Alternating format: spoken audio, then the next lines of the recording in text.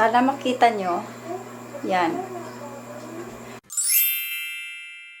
Hi guys! Cykaniki here. Welcome back to this channel. So today, we're going to have a product review na nakuha ko sa Shopee.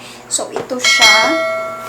Later, I will be showing to you the unboxing. Ito siya. Itong product na to. At first, okay, by the way guys, if you're a returning subscriber, thank you so much for being here. And if you're new, please don't forget to like, share, and subscribe. And without further ado, I'm going to show to you the unboxing. While rolling the unboxing for you, I will be reading the product details, okay? According to this, I got this from Shopee and from the shop store, which is Ryan U6, and then it cost me 299 pesos, and then free, meron akong 60 pesos na off. Bakit meron kayang off yun? I don't know why. But then, ang sinabi dito is, so far, maganda yung rating nila. I am a little bit skeptical lang guys, kasi nung nag-order ako nito, nakita ko to first sa Facebook, and then nainganyo ako kasi gusto ko siyang ilagay sa above ng sink ko.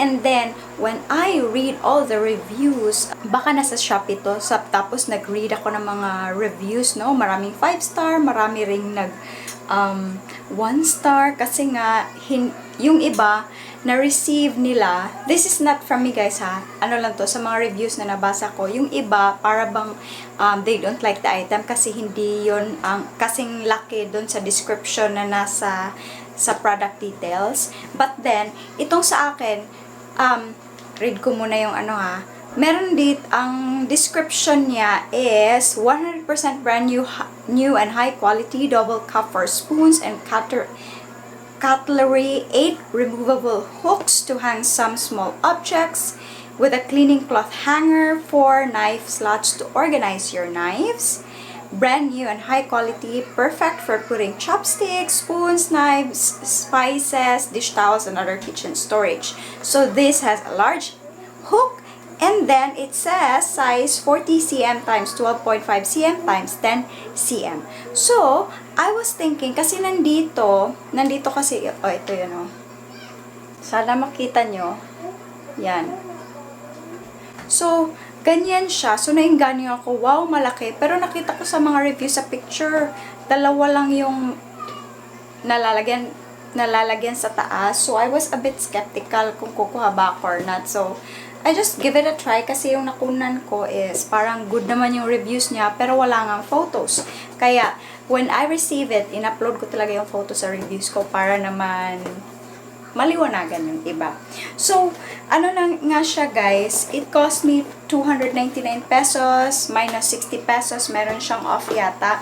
So, upon arriving this one, meron siya, it composes, gawa siya ng aluminum, and then dalawang lalagyanan ng mga spoon, and then merong sabi 8 hooks, but then I have 1, 2, 3, 6 hooks lang, and then yung parang rod na lalagyanan ng towel, at saka meron siyang 4 na screws.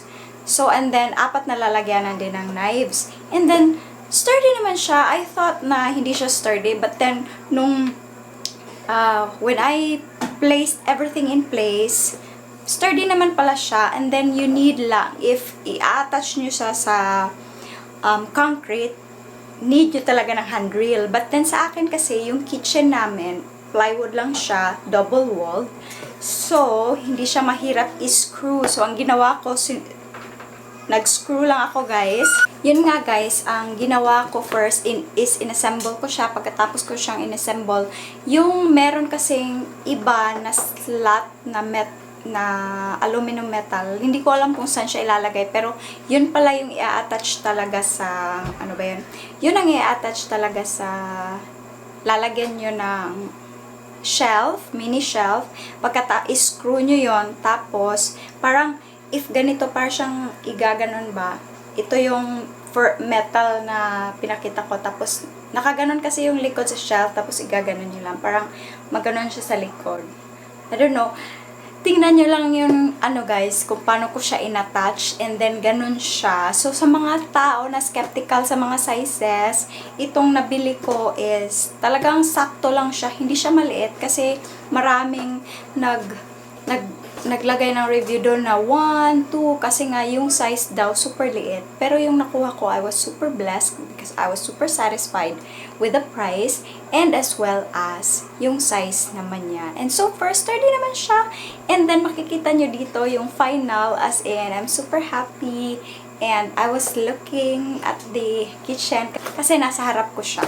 So again guys, I hope this clears out everything sa mga skeptical na bumili. Hindi ko naman sinasabi na lahat ng transaction maganda, but then yung I was so lucky lang na ganito yung nakuha ko. Hopefully kayo rin.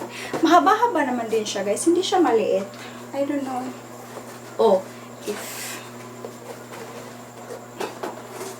mahaba siya. So, thank you so much for watching guys. I hope you enjoyed the video, and so sorry I'm not wala pa akong upload na makeup tutorial. I will be uploading soon kasi malapit ng Halloween. Thank you so much for watching. I hope you enjoyed the video, and please don't forget to like, share, and subscribe. Bye-bye for now. Sarang he.